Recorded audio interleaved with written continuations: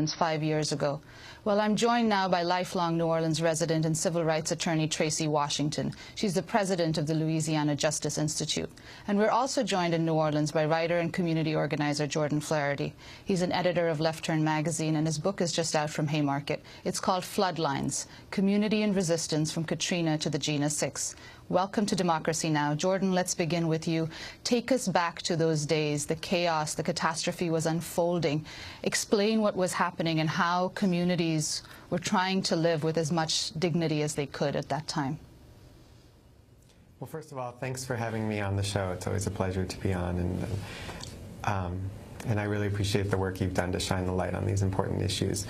In that period right after Katrina, the media portrayal of the disaster shifted very quickly from sympathy for the survivors of the storm to portraying people as looters, as criminals, as gangs that were out of control in the streets. And you had the governor of the state of Louisiana saying, we're sending in troops, they're locked and loaded, they've been trained to shoot to kill, and I expect they will.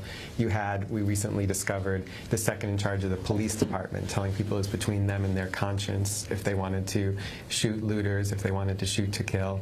You had this perception among the police that they could shoot whoever they wanted and no one was going to investigate. And that, it was so painful to think about these people that were killed, the Madison family and other folks who were crossing over the Danziger Bridge in those days after the storm, trying to get to dry land.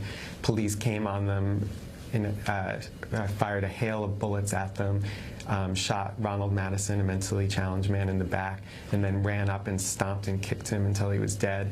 And then even worse than all of that, even worse than the murder, they invented witnesses, they fabricated and planted evidence, they collaborated to invent stories, to have a believable story for what happened. Henry Glover, an African-American man on the West Bank of New Orleans, was shot by one officer, then kidnapped by other officers, put in the back of a car, and that car was later set on fire with his body in it. Danny Brumfield Sr. at the convention center, in front of scores of witnesses, he was seeing car after car drive by with police officers and others, no one stopping with any water or food. He ran up to one car, the car deliberately hit him, the officers then shot him in the back. And these stories were not told. Democracy Now! Told some of them, especially in your conversations with Malik Rahim. But overall, our local media failed us. Every check and balance that we were supposed to have failed us. The district attorney was not interested in looking into it. The U.S. attorney was not interested in looking into it. And for years, what kept the story alive was people at the grassroots, people like Tracie Washington, people like Safe Streets, Strong Communities, a grassroots criminal justice organization, the People's Hurricane Relief Fund, who had a People's Tribunal on the first anniversary of Katrina and documented some of these stories. The family members, the Madison family, the Glover family, kept these stories alive against years of silence and against years of the coroner's office classifying Henry Glover not as a homicide, despite the fact there was this burned body in a car. Eventually, Malik Rahim got the story to Rebecca Solnit, who got the story to A.C. Thompson, who started investigating. We had a new Justice Department in 2009 that was finally interested in investigating civil rights cases for the first time in at least 8 years. We had grassroots activists from New Orleans who went to the Justice Department and went to the Congressional Black Caucus and asked for these investigations. And finally now, this story that nobody wanted to hear about is now the story that everybody knows. And that's because of the efforts of these people right at the center of it, these grassroots activists, these family members that kept the story alive and fought for the truth to come out against this wall of silence. Well, let's talk about the present moment. President Obama was in New Orleans yesterday. He spoke at Xavier University. Here's a snippet of what he said. I don't have to tell you that there's still too many vacant and overgrown lots.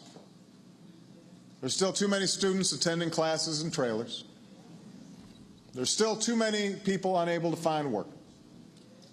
And there's still too many New Orleans folks who haven't been able to come home. So while an incredible amount of progress has been made, on this 5th anniversary, I wanted to come here and tell the people of this city directly, my administration is going to stand with you and fight alongside you until the job is done. until New Orleans is all the way back. Tracie Washington, what's your assessment of how far New Orleans has come in the past 5 years, and how much has the Obama administration done for the recovery of New Orleans?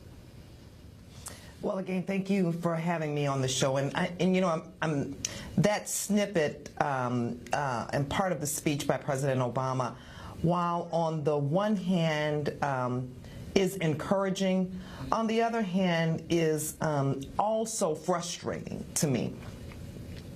We heard a promise from the government 5 years ago that we were supposed to be able to recover. We've continued to hear promises that have been broken. We should have one government in continuity, not having to worry about whether the administration is Republican or Democrat.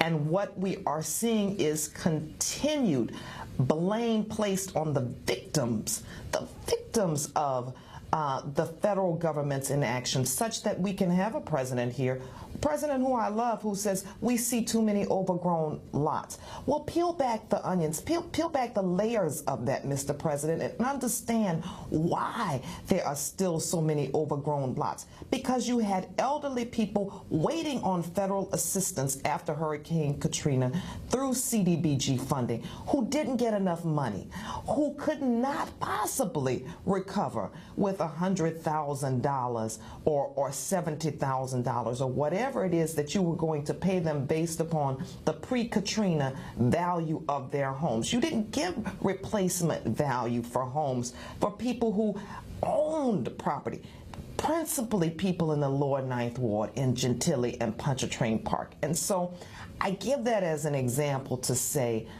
when you continue to make these promises, federal government, at this time, this fire next time, this 5 years, I want you to put in accountability measures so that we don't have the theft and graft and people rich in Manhattan and Long Beach and us still suffering in New Orleans because of disaster profiteers.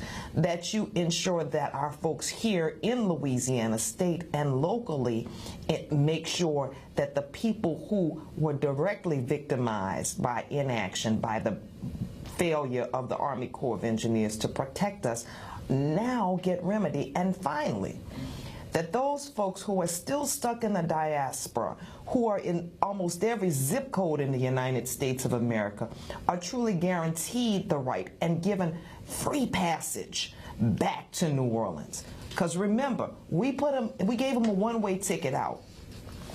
We need to make sure folks not only are welcome back, but are given a plane ride back, given a bus ride back, and ensure that they have housing when they get back here. So that's my impression. That's my frustration 5 years from now. I say this, I will continue to work because this is my home.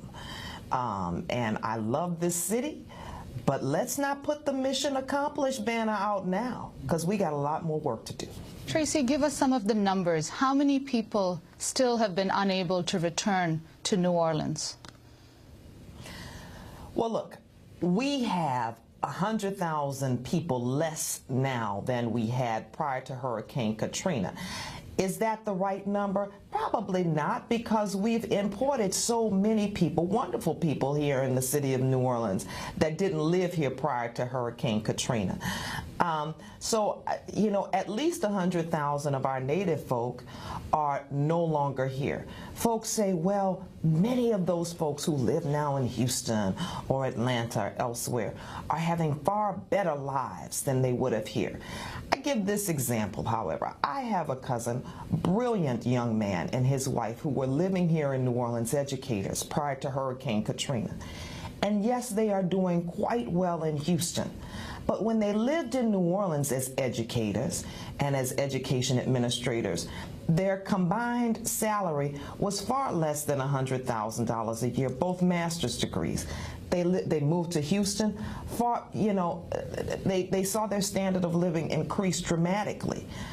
But what frustrates them is that they said, look, Tracie, now we see young Caucasian non-educators were able to come into our positions that we should have rightfully had. making far more money than we ever made in New Orleans. Are they happy in Houston?